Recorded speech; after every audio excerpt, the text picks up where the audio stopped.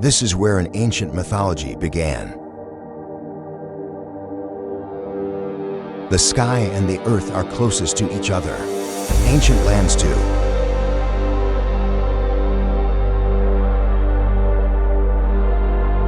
These peaks, carrying the whisper of the wind for thousands of years, have witnessed the rise and fall of many civilizations, from the Trojan War to the present day.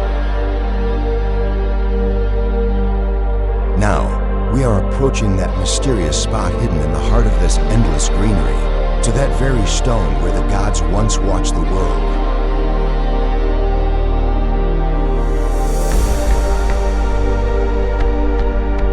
Altar of Zeus.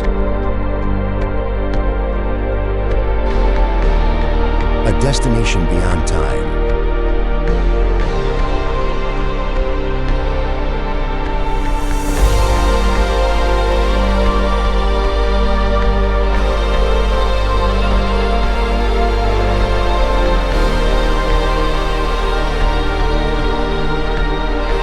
This is exactly where the great god Zeus, as told in Homer's Iliad, watched the wars in this unique gulf. Amidst these misty pages